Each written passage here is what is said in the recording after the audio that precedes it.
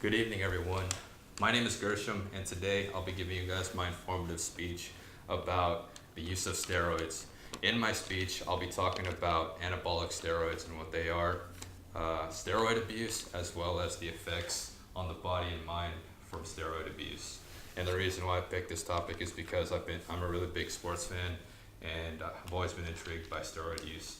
So I'll start off by talking about anabolic steroids.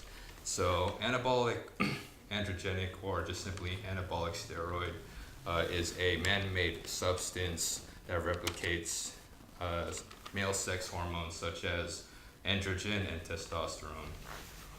Now, there are many different forms of anabolic steroids, but there are only like four ways to take anabolic steroids. So, the first two main ways to take steroids are orally through capsule or pills. The second way is through injection directly onto the muscle. And the two other ways, which are not as commonly used as the first two, are templates installed underneath the skin and gel or cream that's applied onto the skin. So for legal use in the medical field, steroids can only be administered through prescription by a doctor, and they're normally prescribed to patients with conditions such as diseases that cause muscle loss, HIV and cancer patients, and males that have puberty, delayed puberty disorder. And for illegal use, steroids are recreationally used through sports, whether it be at the professional, the collegiate, or even the high school level, which is what I'm going to talk about next.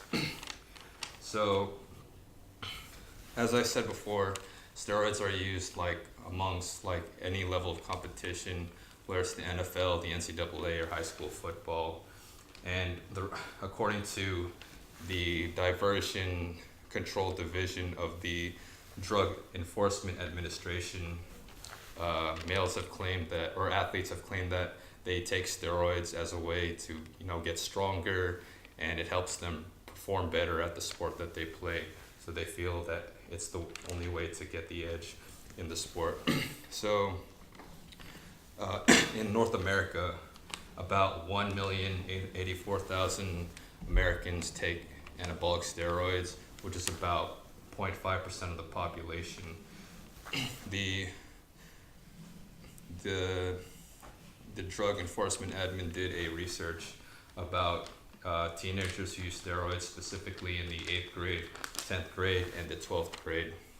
And what they found was that in the 8th grade, about 0.6% of 8th graders used anabolic steroids. In the 10th grade, 0.7% used steroids. And in the 12th grade, 1.1% of 12th graders used steroids.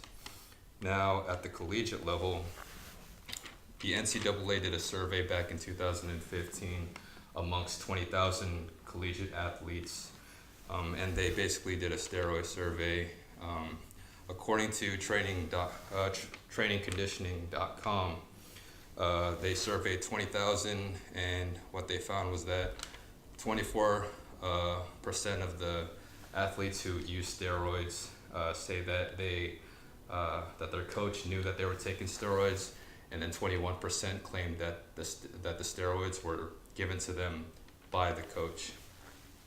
In bodybuilding, the PMC National Library of Medicine did a research in Kerman City, California, amongst 202 bodybuilders ranging from ages under 20 to 29. And what they found was that 38 of those 202 were steroid users, which is 18.3% of the group.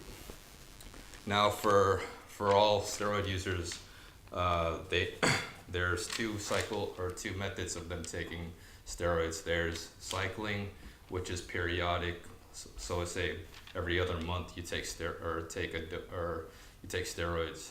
And then there's another one called pyramiding, which is they administer a small dosage at the beginning, and then within the period they increase the amount of steroids that they're taking, and then when they reach the peak, they slowly decrease the dosage until they're back to square one.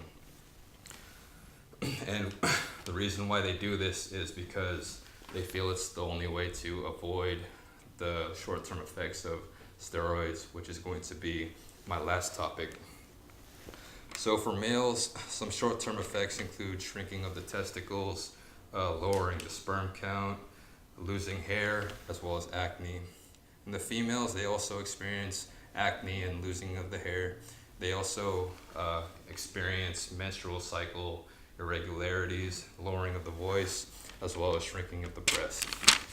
And for teenagers as a whole, they show stunted growth and even stunted height. And some psychological effects of steroid use are mood swings, fatigue, sleep irregularities, and steroid cravings or steroid addiction. So that pretty much wraps up my informative speech. I really hope you guys enjoyed my speech and got some good insight from my speech. So thank you for listening.